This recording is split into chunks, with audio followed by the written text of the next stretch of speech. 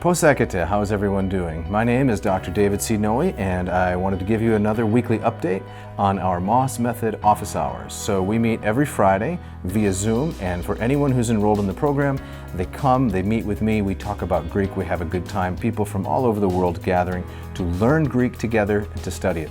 So we talk about typically classical Greek, we talk about sometimes New Testament Greek, and we can talk about patristic Greek as well, that of the Church Fathers. So in this little lesson, I want to give you just a snippet of two different things that we talked about so that hopefully your Greek can improve as well.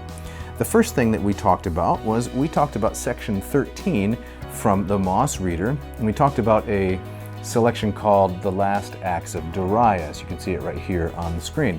I'm going to read just a little bit of it, and then I'm going to explain how Greek verbs form the future tense with a sigma and by a lengthening of the thematic vowel. So here goes. Darius eis sardeos pempe angelon hos aitese kuron parenai eis ta basileia.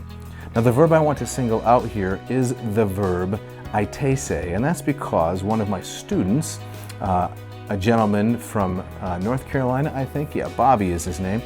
Bobby asked me about this verb aitese. It's a future verb.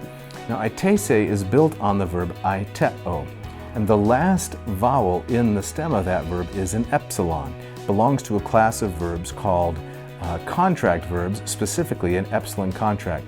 So the typical way for the future tense in Greek to form is to add a sigma onto that stem.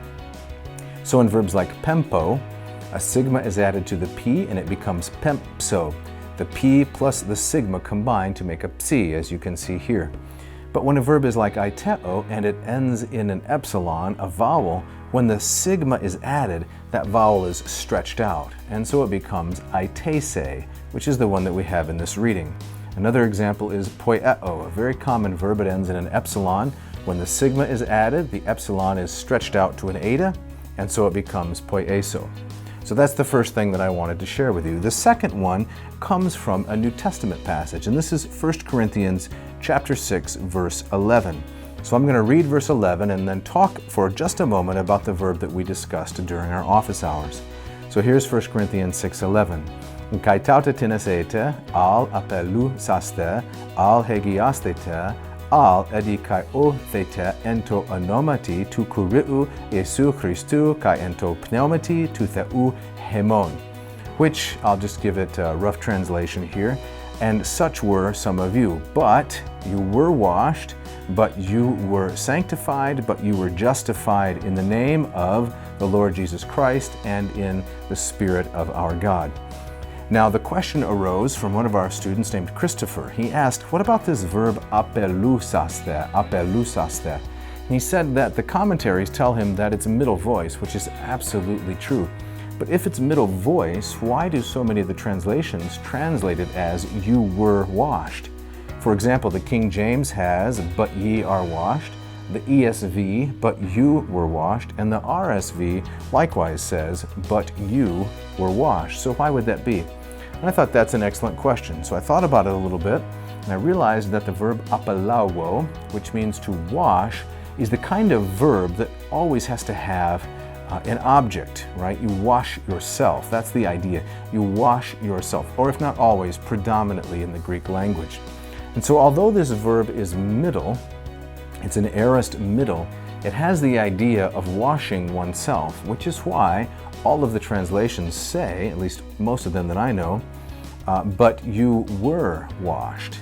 So that's kind of interesting because it mentions submission to the rite of baptism, but it also, even though it's middle, the action is performed externally, here in English it's translated passively. And I think that's exactly the right way to translate it. Just as a little side note, a digression, I can't resist doing this because it's so interesting to me. I looked up Theodore Beza's 1598 edition of the New Testament, and he gives his own Latin version, and it's like this. I thought this might be interesting. Et haec eratus qui libet, sed abluti estis. So he also, with abluti estis, he takes it as a passive. But these things, you were, some of you, but you were washed. So I encourage you to look up that particular verb yourself. This is 1 Corinthians 6:11, apelusaste, and see the next two verbs in the passage as well, which are actually true passives. They're not middle voice. If you liked this lesson, if you enjoy this kind of instruction, then I suggest that you sign up for the Moss Method. I put the link right here. It's a great value. You can take my course, and then you can join us each Friday for our office hours via Zoom. Currently we're meeting from 10 to 11 EST. You sign up for the course, and then you'll get an invitation to our weekly office hours. So keep on with the study of Greek, and thank you very much for watching.